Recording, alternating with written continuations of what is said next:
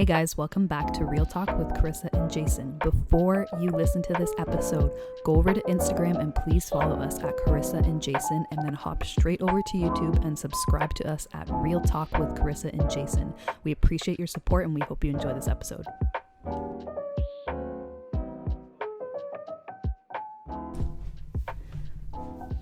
Okay, we are live and recording. Welcome back to the studio located at 93.7. Anyways. Hi guys, how you doing? Welcome back to Real Talk with Carissa and Jason. That was weird. It's been a weird day. Yeah. Yeah, it sounds like it actually. It's been quite the weird day, but I'm happy to be here. I'm happy you're here. Happy we have listeners that care enough to be back for our 9th episode. We're on 9 episodes already, eh? Wow. That's cool. 9 episodes. Yeah, I feel like we've only done like 2. And it's weird because when I'm talking to people and they're bringing up what we've talked about, I've like forgotten what we spoke about because I'm already thinking about what I want to talk about next week or the following week. So it's anyway, 9 episodes. 9 episodes. And here we are. Guess we got to do something big and special for our 10th. Yeah. We'll get a bouncy castle. Yeah. Oh, can we? That would be fun. Anyways, we have a big topic of discussion today, right? Yeah, I think so. I think I have been told to talk about people not listening. This is a famous phrase that I've been told my entire life. So that you don't listen? That I don't listen. Okay. Yeah. I think since the day I was born, I was told this phrase. So maybe that's why it stuck with me. No, I'm just joking. But I feel like the God is doing a lot of talking out there right now, especially during this pandemic and coming out of this pandemic. And I feel that in his conversations that he's having with people, whether or not they know that he's communicating with them, I feel that people are not listening. So this is something that I wanted to tackle. This is something that I go through all the time personally. Yeah. You probably go through the same as well. Yeah, I think we all do. Yeah. So, I don't really know how to start it off really, other than, for people that don't know or don't understand, when you're going through stuff and you're going through these challenges that you go through, everybody has their individual ones. God is talking to you.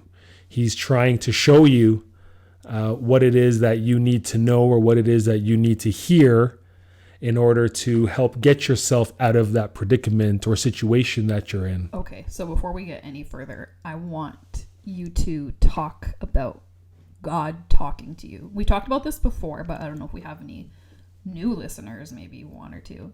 What does God talking to you look like? Okay, good question. To everybody, it's going to be different. Yeah. Right? I think that, and no matter how it looks like to me, it doesn't mean that it's going to look like that to you or to anybody else, because I do believe that God speaks to people in a way that's very unique to them. Mm-hmm. Everybody communicates very differently. I certainly communicate very differently than a lot of people, so I need to be communicated to in a very different way. So for me personally, how he speaks to me is, I'll ask about something, I'll pray about something, or I'll even just have a conversation with somebody else about something, and then randomly that topic or that situation comes up with an answer attached to it. Yeah. Again, this goes back to things that we talk about all the time. A lot of people look at this as coincidences. That's what I was gonna say. So it's basically, in air quotes, coincidences that keep happening. Sure. Yeah. Sure. Okay, yeah. I used to say coincidences all the time, so I guess I can say it for the sake of this conversation. Yeah, well, it's basically like, oh, okay, so it's recognizing that coincidence, instead of considering it a coincidence, you consider it a sign or that God is talking to you. Absolutely, yeah, absolutely, and probably because since I started praying, these coincidences started to happen way more frequently, as opposed to infrequently. Yeah.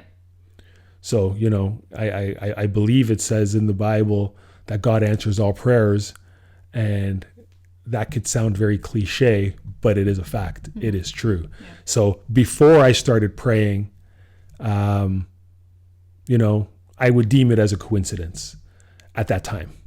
As I started to pray more, as I started to ask more, as I started to have more conversations, I found that they were being answered a lot more frequently and a lot more quicker. A lot more quicker. As a matter of fact, okay, let me give you a story. I'll give you a story. Tell us a story. Okay, I'm going to kick up my feet.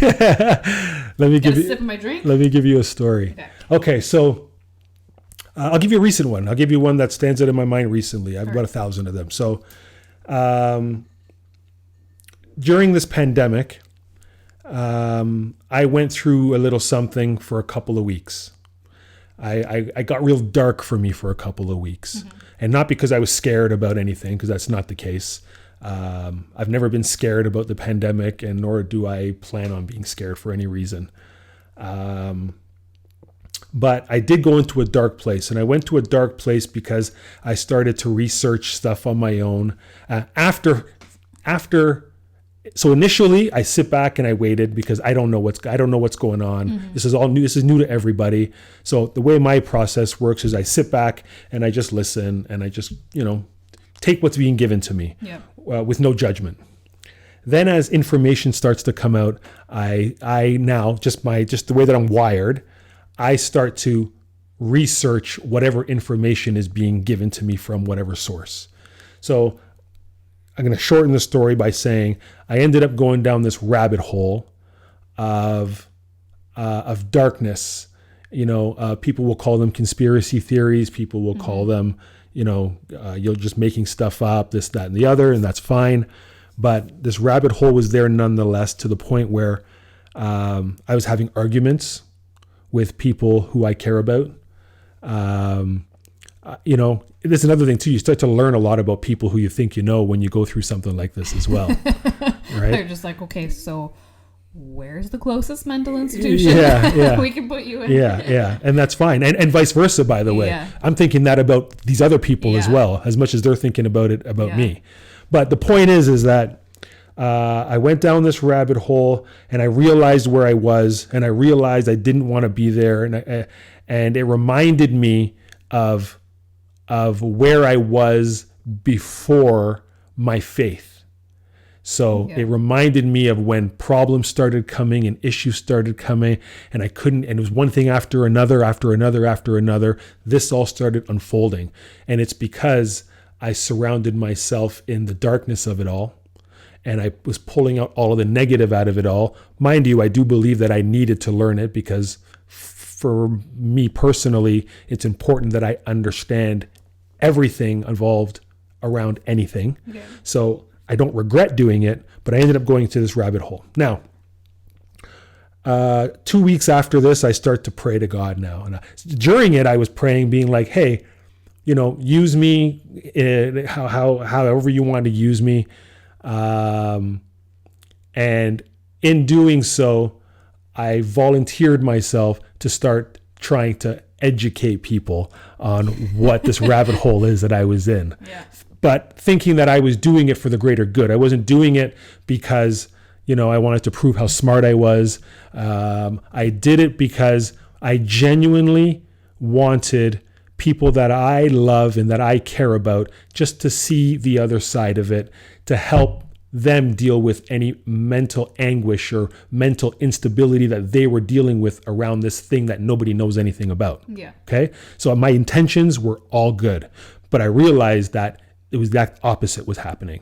And instead of it drawing me closer to my loved ones, it was actually pushing me farther apart, because they're thinking I'm crazy. I'm thinking they're stupid, literally.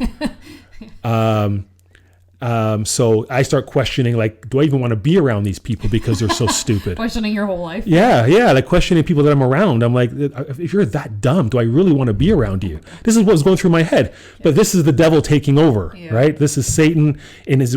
I'm in his workshop right now because of this negativity, this negative hole that I went down. Yeah.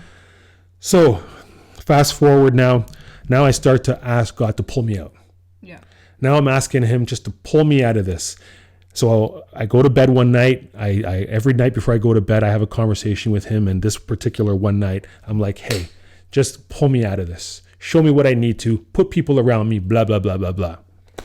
That night, I have a dream about a friend of mine who I haven't seen in a long time. Mm-hmm. And it was just a whatever dream. But I wake up and I'm like, oh, I'm supposed to reach out to this person. I haven't talked to them in a while. Maybe something's wrong in their family. I want to just check up on him and see how he's doing. Yeah. So call him up. We're talking. We know it was good times, good conversation. Then we get into the whole pandemic talk. Me and him start fighting and start arguing. Okay. And I mean like full-blown argument. Okay. And, this sticks out to me. He kept saying to me over and over again, okay, Jason, so you have this information. What are you going to do with this information? And I'm like, I'm not going to do anything with the information. It's not mine to do anything with. It's just for my knowledge. It's just for my peace of mind. And I'm just sharing it with you because you're my boy. And I want you to just see things a little differently. I'm not saying I'm right. I'm just saying open your mind up to other possibilities. And so we keep going back and forth. We're arguing. This is a good 45-minute argument. Okay. And I say to him, and he keeps saying to me, what are you going to do with this? What are you going to do? And I start screaming. I don't yell. And I start screaming in the phone. I'm like, why the F do you keep asking me what I'm going to do with it? I am going to do nothing with it. Nothing. Stop asking me that, idiot. So we simmer down. Cooler heads prevail. We laugh it off. Run 2 jokes. Get off the phone. And that's that. That day, I get a message from another friend of mine that day. She sends me a text, a picture. And it's on the picture, it says, it's a t-shirt. She goes, we should get this t-shirt. And on the t-shirt, it says, be still, because I am God, or I am God, so be still. Something like that. I don't remember the exact thing. And immediately I respond back to her. I'm like, I like the idea, but I don't like the scripture on the shirt. Immediately, no thought about it whatsoever. I'm like, I don't like the scripture on the shirt. She's like, and I said, so I don't know why you would send that to me. Like, I'm in devil's playground, right? Yeah. I don't know why you would send that to me. It means nothing to me. She responds with, I don't know why either, but it will make sense soon. And I'm like, okay, whatever, idiot. And I move on past the conversation. Yeah. So what I got out of it a couple days after that, is that I asked God to show me what I should be doing with this. I asked God to pull me out of this rabbit hole that I was in. I asked him and I ignored him.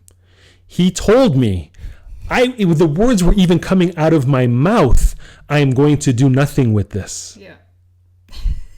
But yet I still insisted on doing something with it. I told my other friend that the message from God, I didn't like it. I literally told her I didn't like what he had to say, not realizing what I was doing and what I was saying. But the point is that I was so busy trying to play God, I forgot that I am here to worship God.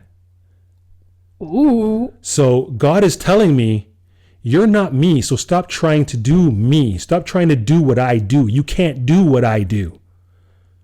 I gave you some information, Jason. Just take the information and just cool your boots. Relax. That's what he told me. Woo. He goes, I know how your brain works, bro. And you just like information. You want to make sure that you know what's going on. You want all angles. So I gave that to you. I gave you the information and then you tried to replace me. And I was like, oh, shit. Okay. Okay. I got you. Yeah. Right? So there's a very recent one that just happened. Yeah. It's clear as day in my mind, where he is constantly talking to you, but we choose not to listen to him. Yeah. I always look at it as like, oh, like, why don't we listen, right? Because it's like when you are out of that situation, like a couple days later, right? Like your emotions are not in it, like you're kind of thinking about other things, then it makes sense to you, then it clicks, right? Is the same thing like, let's say like you and like your wife get into an argument about like keeping the fridge door open, something stupid, right? And then Is that what happens in your house? I don't know. I just came to my mind, Okay, right? yeah. Something that is very obviously like wrong. Like, hey, Jason, don't keep the fridge door open. But then maybe you argue back and forth. But then, you know, maybe an hour later, you're like, yeah, you know, like she's right. I shouldn't keep the fridge door open, right? It's like, why not in those moments do we actually like listen and understand? Yeah. And I really think it boils down to pride. Because those two moments that you explained, it's like the first one is almost like you didn't even understand that someone was trying to explain something to you, like God, right? And the second one was almost like you didn't even know the pride that was so built up in you that required you to really like humble yourself and listen, right? I think it's pride all the time, man. If you can compare it to people and you can compare it to God, where we say we don't want to be right, but it's like, yeah, we kind of do want to be right. And until we kind of like humble ourselves and being like, okay, I'm truly okay with being wrong, I'm truly okay with saying I messed up or whatever it is, then it's like we're blocking ourselves from receiving what we need to receive. 100%. I think pride is probably the biggest deterrent of being able to hear and listen to what is being told to you. Yeah. There's no bigger deterrent than pride. Yeah, I agree with you. And we're all very guilty of it, whether we walk in the faith or whether we don't walk in the faith. Yeah. I think the difference between walking and believing and not, the difference is that we have an idea how to get out of it and how to pull ourselves out of it with recognizing that. And that's only sometimes. That's not all the time. Yeah. Right? But it is so powerful what pride does or doesn't do, for that matter. Yeah. if you think about it. Real talk, because pride gets you into dangerous situations. And I feel like pride stresses us out more than we need to stress out. Because, like, can you imagine in that moment, like, pride goes so deep that we don't even know when we're living in it and when we have it. But can you imagine if that moment, if you were able to, like, humble yourself, like, you would have saved yourself, like, days worth of stress, right? Weeks worth. Weeks. But, like, okay, so weeks from the beginning, but let's say, like, you know, from the phone conversation you had with your friend, then you could have saved yourself like another days. Like we're literally killing ourselves, but we always think in those moments of pride of stepping down, being like, okay, you know what, like I was wrong, or maybe this is a hard thing to hear, or whatever it was. We think that being right will benefit us, or we think that our way will benefit us, but we're literally just killing ourselves. God says, I believe, and I might get this wrong, so correct me if I am wrong. I might not know. So. But I think God says something along the lines of, you know, humble yourselves, and I will take your anxiety away from you if you humble yourself. Yeah. Well, there's the scripture that I always love that it's like, those who exalt themselves will be humbled, and those who humble themselves will be exalted. Okay. That's all a right. good one, right? Okay. Good. But there's tons about, like, you know, just giving like your cares and your anxieties and stuff to God, which is humbling yourself, right? Which is saying, you know what, I don't know what's best. I don't know the way. I think I know everything, but truly I don't. So right. SOS help, like send a flare into the sky. We need your help. Yeah. But you can't humble yourself and keep pride. It doesn't work that way. You know, a lot of people will be like, okay, you know, like, I know there's a greater power out there, and I give it all to you, but really you're saying it, but you're not actually doing it. And there's a difference between saying it and doing it. Mm-hmm. You can fool yourself and you can fool other people around you, but you can't fool God. Nah, man. Right? You could try. So you can't hang on to that pride and expect that things are going to change, or you're going to get the message that he's trying to give to you. The only way you're going to get that message is by truly casting out that pride. Yeah. And then he'll take care of that anxiety. You know, I was having a conversation with somebody, and they brought up something to me that I thought was like one of the greatest things I ever heard. And we were talking about people that are in really bad situations. Okay. And this person is more than qualified to talk about being put in bad situations. More than qualified. And she had something come over her, I guess, where she was like, you know, because this is also a person who I know has been very angry because of the situations that she's been put in. Okay. Very angry. Yeah. And this is years and years. She's a grown ass woman. She's got years of this anger. Yeah.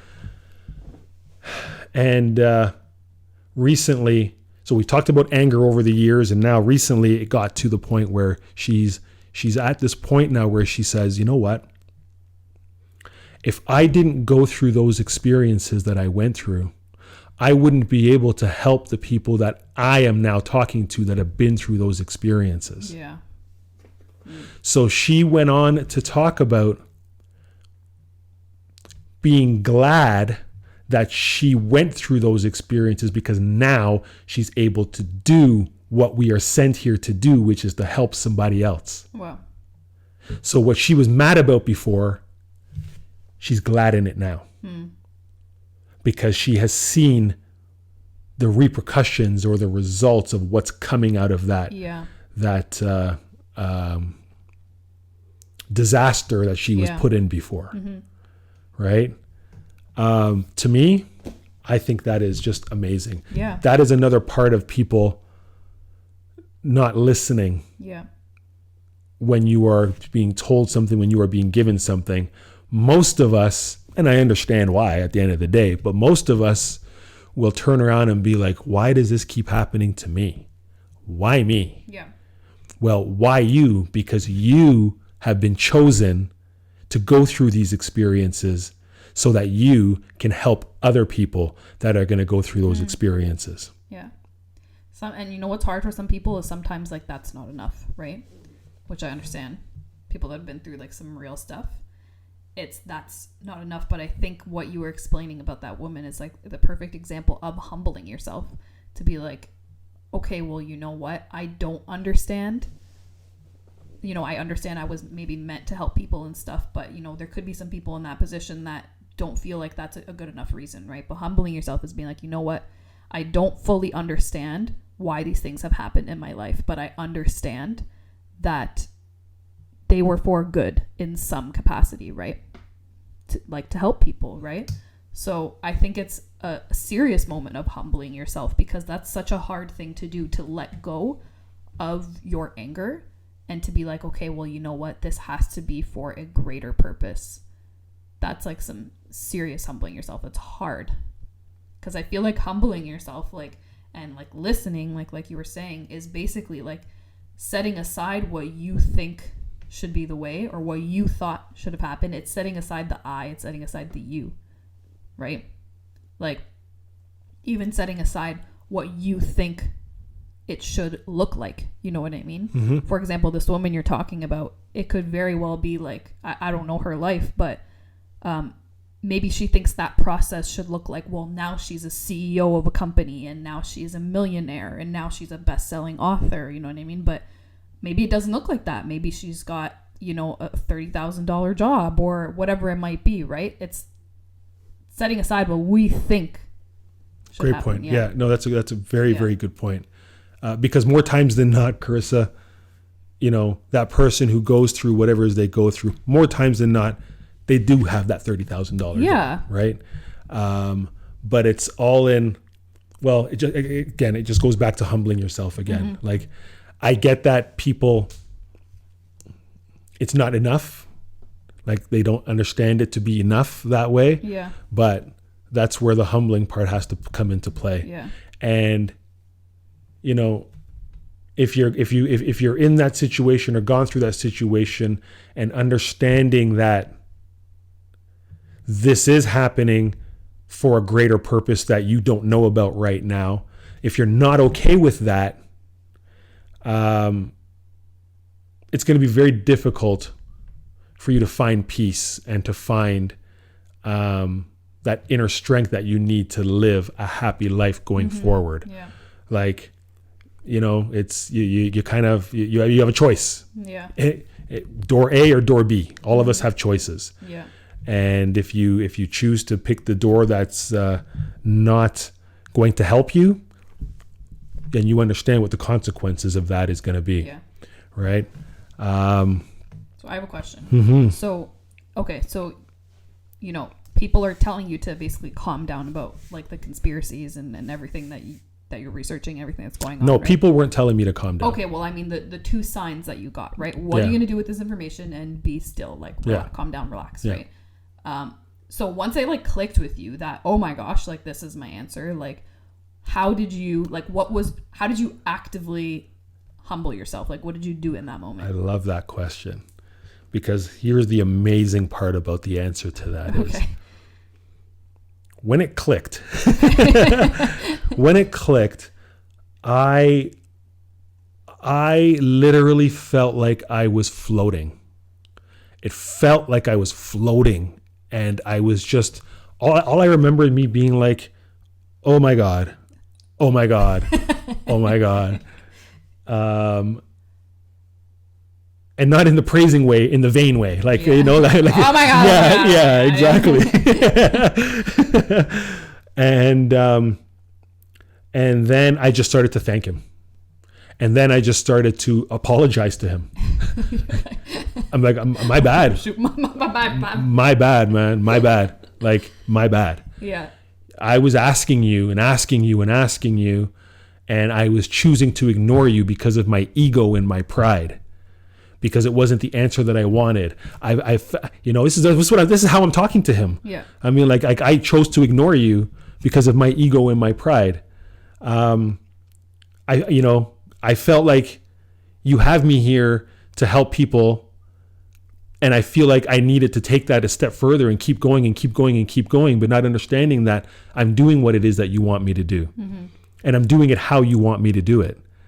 And I'm not here to change the world. That's not my job. It's not my job. And you told me. Well, I mean, hey, maybe it is just not in the way that you think. Well, there you go. You know what? Yeah. So yes. Agreed. Not in that way. Let's put it that way. Yeah. I'm not here to replace scientists and play God necessarily. That got me nowhere. So anyway, after immediately, and I mean like immediately. So after it clicked, I had a conversation with him, and right back to normal. My life went right back to my normal, like right back to my normal within hours. Yeah. Your family's probably like, yay, Jason's back. Yeah, well, no, I'll tell you what it was. That's the exact opposite, actually. Okay. So Duke, God bless this woman. I love her so much. She's ride or die. This is Jason's wife. This is my wife. Yeah. She is ride or die. Yeah. She has my back 110%, whether I'm right or whether I'm wrong. Okay. She has my back. It's good to a fault. Okay. Right? Right? I need somebody to kind of keep me in check and show me another side as well. But she wants to have my back.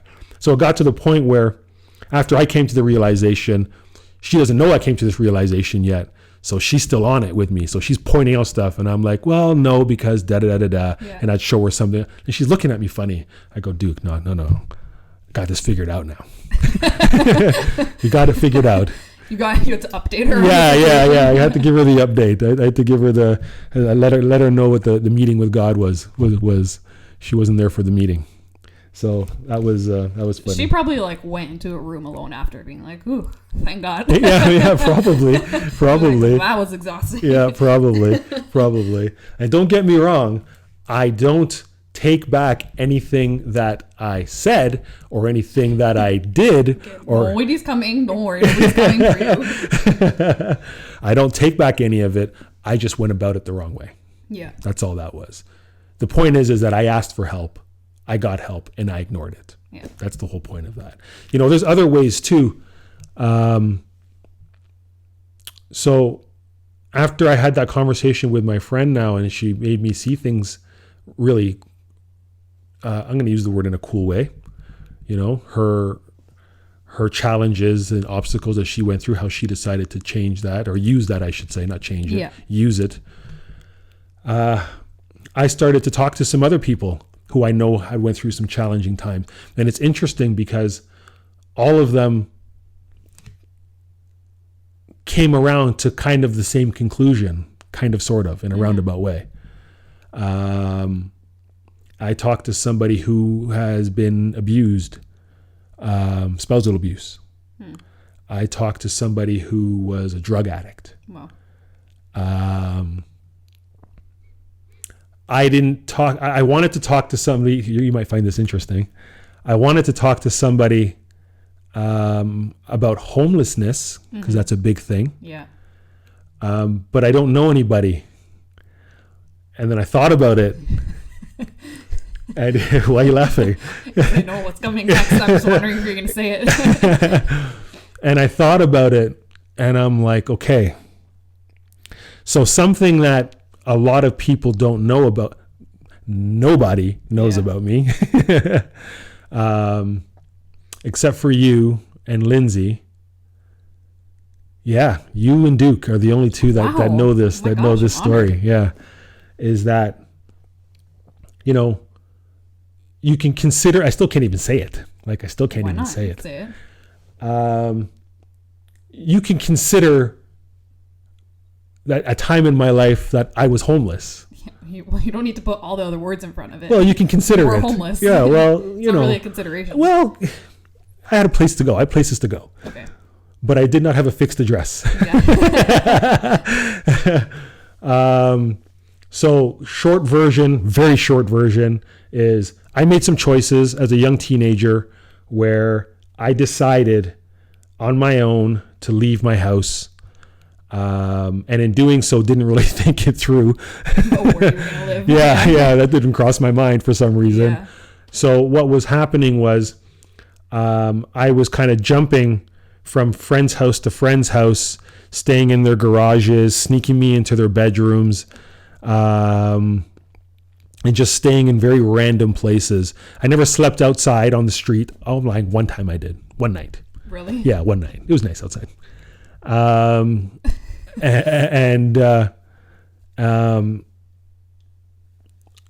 This is really hard for me to actually talk about. Yeah. Wow. Sorry, you got this. Yeah. You got this, bro. So I was doing that for a little while.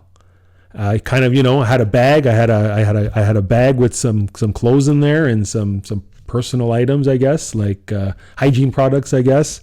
That, when I was able to get into a friend's house when their parents were gone away to work or whatever, and go in there and get a shower or whatever. So I guess you can say I was homeless for a while, I guess. And I remember at that time saying, like, thinking to myself, why am I going through this right now? Like, what's making me go through this right now? Yeah. I can go back home. Yeah. But why am I not doing this? Is it my pride? Am I being stubborn? The answer is yes. It's all of that stuff too. But if I didn't go through that, I don't believe I would be the person who I am right now. Yeah. I really don't believe that. I believe that I had to grow up so fast, and I had to learn survival, I guess. Yeah. I don't want to make it sound dramatic because, and I'm cool, everything's good. Yeah. But I guess I had to learn survival at a very young age. Like, we're talking 17 years old. Yeah. I'm still in high school. I have a little part-time job. Yeah. That episode then carried over to further episodes that molded me into the person that I am right now. And if you think back, not a lot of people would ever want to go through that, followed by what came after that, followed what came after that. Yeah. Not many people would want to go through that. Yeah. It was like nothing to me. I was like, okay, we're just doing it, you know, and thank God he protected me and put people around me that I was able to lean on when I needed them, where my situation didn't go worse. Yeah. Right? Not a lot of people have that. Yeah, because I was gonna say, like, imagining like basically like a homeless teenager, like your life could go in a very, very bad direction. We see it and hear about it all the time. Yeah. Right? And maybe that's why I didn't really consider myself homeless, because I'm like, I didn't end up like that. So since I didn't end up like that, I wasn't homeless. And it wasn't until a conversation with you where I was talking, you and I were talking like we do every day, and I'm just telling you a story, and then you're like, you were homeless? And I'm like, no, I wasn't homeless. Yeah. But it shook me. Yeah. It shook me. I never considered myself homeless. Yeah. And then I prayed on that afterwards. And I was kind of messed up for like 2 days. I think for 2 days after that, I was talking to you about it. You know what? It's just making your whole life more clear to me now, because you always talk about how Lindsay is such a great wife and you have such a great family. And I feel like that's like really God just blessing you because of what you've been through. Well, geez. Yeah. Thank God for that. Yeah. Seriously. That's some real stuff. Yeah. And Lindsay and RJ is beyond a blessing. Like there's blessings and then there's like unicorns. There's like one that's just like, is this a practical joke? Yeah. That kind of blessing. Yeah. Waiting for the bottom to fall out, you know? Yeah. Yeah. That's Lindsay and RJ. And and you know, 10 years later, it's the same. So that's beyond a blessing. Anyway, we digress. So, you know, there's a situation right there where God is talking to me, but I don't know he's talking to me, and he's putting me in a situation that is not ideal, and downright scary, and very stressful, but for a greater good that comes out later on. Yeah, because I was gonna say, like, if you weren't in that position and didn't get like the part-time jobs and stuff that you had, like, would you have met Lindsay? Look, I see, I don't know how this works, but I feel like if you alter one thing in your life, it changes everything else. Yeah. I think there was a movie about that or something. The Butterfly Effect. Is that what it's called? I think that's the name of the movie, but that's like the name of the theory. Oh, okay. Right. So I can't answer that question. Right. Like I can go down and I can be like, hey, if I did get that soccer scholarship, if I had just shut my mouth and got my scholarship and took that chip off my shoulder, my attitude problem, no, I would not have met Lindsay, you know? Yeah. If I had went down a singing career, I would not have met Lindsay. Like we just need to have one podcast where you talk about all the talents and avenues like of your life, because they are just quite interesting. I wouldn't call them talents. I think they're in my mind talents. I mean, we'll have a live performance on the show. Be like, okay, we'll get a soccer ball. I'll sing and play soccer at the same time. Literally, beauty. Like, let's do like America's Got Talent. Beauty. The real Ajax. Real talk. Ajax Got Talent. Yeah. You know, I saw a really cool quote from Mark Twain. He says, "The two most important days of your life." Do you know what they are? Yeah. What? When you're born and the day that you figure out why. Is that not beautiful? Yeah. Is that not beautiful though? Yeah, that's a great one. Yeah. Like those are the two greatest days of your life. Yeah. And it makes so much sense to me. Yeah. Would you, I'm just saying this just to bother you now. Would you argue that dying might be the greatest day of your life too? Yes. Yeah. Yeah, I think for some people. Maybe. Peace. Yeah. I think for some people, I think Mark Twain's quote is great for every single person on this earth. Yeah, no, it's amazing. That's a great quote. But not every single person on this earth will agree that dying is going to be the best day of their life, because some of them are going to be not so happy. Oh, yeah. I really like that quote, though. That's a good one. Yeah. I thought I would share that with you. Yeah. The day you find out why. Yeah. That's the issue, or the problem is that, you know, just in passing, people always pray and be like, oh God, you know, I want this, I want that, or give me this, or give me that, or show me this, or show me that. And God is usually delivering it. But he's not delivering it in the way that you expect it. He's not delivering it in the way that you want it. So you dismiss it. And you don't take it that's what he's doing. Yeah. Because you're not able to see the future. You're not able to see how that's going to play out. He already knows. Yeah. You know, or for others listening, the universe already knows. So be mindful when you are having that conversation, and when you are asking for certain things, and when you are asking why you, that you're probably being given the answers. You're just not paying attention to them. Yeah. That's a good one. I think it's an easy thing to overlook. Have you had any situations like that? Like every day, you mean? I feel like I'm like the greatest example. I mean, we all are, right? Of that, but man, that happens to me all the time, because I always just think of like, if it were my mom to deliver the message, would I be receiving it? You know what I mean? Someone that you just don't want to listen to.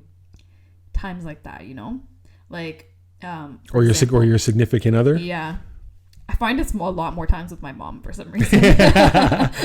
But well, you're going to be moving in with TK soon, so yeah, then that'll change. That scale is going to change.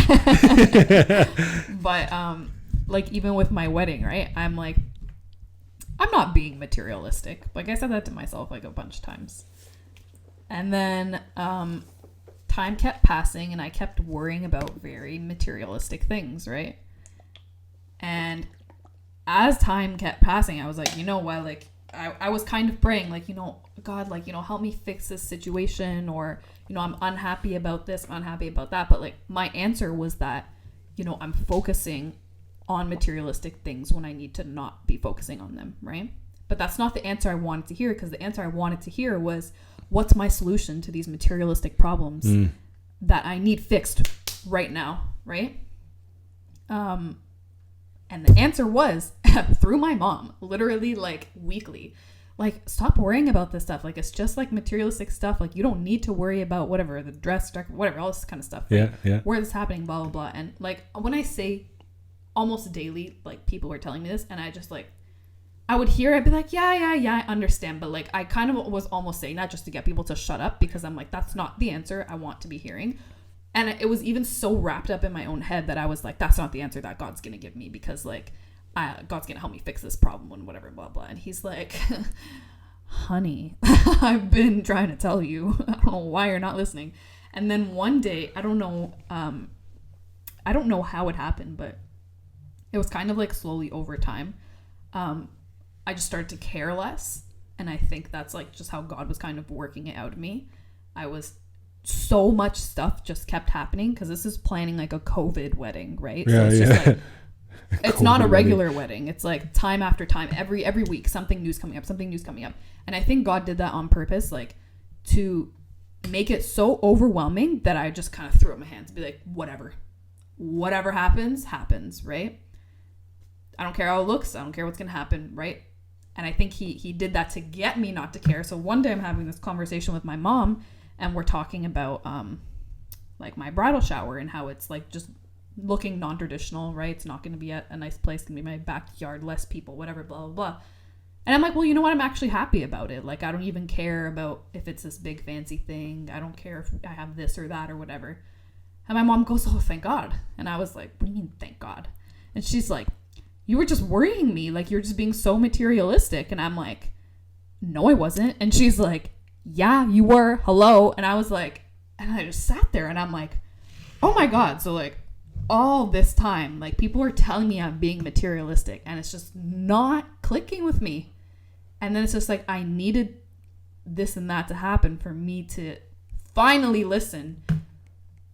You know, personally, I could have saved myself how many months of stress? Well, I was one of the ones that you were ignoring and telling me. Just you were just saying, yeah, okay. Yeah, I was like, yeah, I get it. Yeah, I didn't really get it in my heart. Yeah.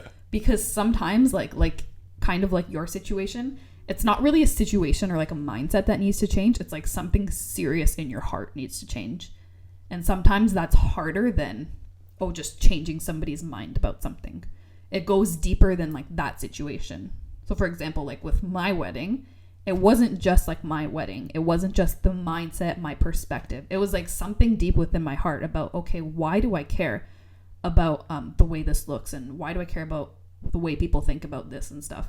It was a way deeper issue, but the issue was just coming up because of the current events, which was the wedding, right? So I understand when it takes people a while to get things right, because it's a lot of times it's not just about a change of mind, it's changing of your heart, which is a hard thing. So that's why when you and all these people for months are just like, all right, Carissa, like, you don't have to worry about this, I'm like, can somebody tell me I have to worry? Because that'll just make me feel so much better. You think it'll make you feel better, but it doesn't. So yeah, man, I get that. And then once I figured it out, like you said, I feel like I was floating. And I'm like, hold on, wait, it's me that's been stupid this whole time, not everybody else? I'm the stupid one? Damn. Sorry, God, I've been cussing everybody else, like everybody else, they're stupid this whole time. Yeah. Meanwhile, I'm the one that looks like a clown.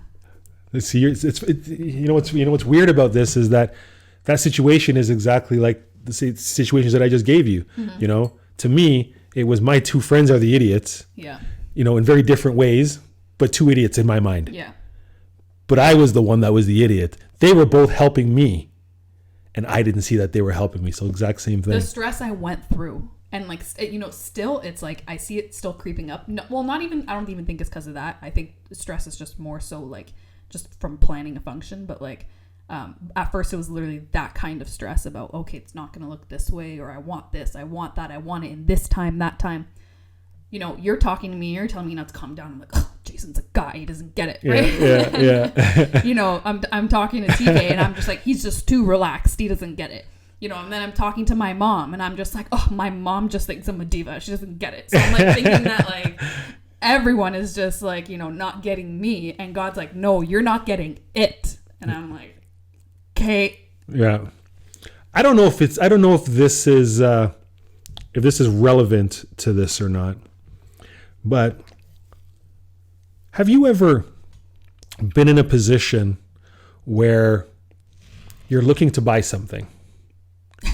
And, all the time. You're looking to buy something, anything, and you know, you don't really see it a lot. So this is something that just came to you, you want it, so you go to you start to, you know, do a little research on it, you start to look it up. You start to read about it, you start to get reviews on it, whatever it is. And then maybe you even buy it now, and you've bought it a few times. Okay. And then all of a sudden, you're seeing all these advertisements for it. Yeah. All of a sudden now, it's like, it's everywhere you look. Yeah. Whatever that item was it was never in your face before. Yeah. I think that happens because we're looking for it then. Yeah. Well, I mean, it's also like targeted marketing, but yes. No. Forget about that for a second. Okay. No. Because there's no target marketing on your TV. Okay, true. Right? Yeah, I see where you're going with that, though. Yeah, that's actually, I'm glad you brought that up. Okay. In case anybody else is listening and says the exact same thing. So I'm glad you said that. But okay, here's an example. You buy a car. And you know, you haven't really seen a whole lot of them on the road. It's never really caught your eye like that. But this particular car caught your eye. This literally happened to me when I bought my car. And then you're driving your car now, or before you even go buy your car, every other car you see on the road is the same car that you were talking about, that you were looking up. You understand? This literally happened to me when I bought my car. Okay, good. So we're on the same page. Yeah. So that, to me, is kind of the same thing. It's that you recognize something, and because you recognize it, now you started to see it. Before you recognized it, it was always there, but you never saw it. Yeah. It's kind of, I associate it to being similar with your relationship with God or the universe.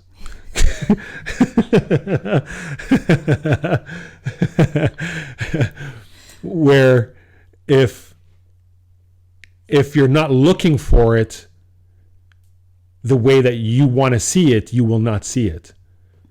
If you start looking for it, and if you truly open your eyes and start looking for it, it'll be a lot easier for you to see. It's always there. You just got to open your eyes. Does that make sense? Yeah, man. Is it relevant? Yeah. Okay. Why not? It's our podcast. We make the rules. Anyways, we've been talking for like 50 minutes now. Oh my gosh. Yeah. But I think this was a great episode. We got to all sit down and be humble and go check ourselves. Yeah. Be humble. Listen. Close your mouth. Open your ears. Listen. And start. It's a Beyonce song. No. Oh, okay. I thought you were going to break out your inner Mariah Carey or something. No. Okay. All right. That's all I got. Just the one line. Go listen to Listen by Beyonce and go listen to Jesus, okay? Yeah, it's out there, folks. He's out there, folks. If you listen more and be open-minded to it not being in the way that you want it to be, then great things can happen for you. Well, that's real talk. That's all I got. All right. Thanks, guys, for tuning into this episode. Catch you next time. Deuces. Guys, thank you for listening to another episode of Real Talk with Carissa and Jason. Listen, if you know someone that can benefit from this episode, we are asking you to please send it over to them. We would love for them to hear it. Also, don't forget to follow us on Instagram at Carissa and Jason and over on YouTube at Real Talk with Carissa and Jason.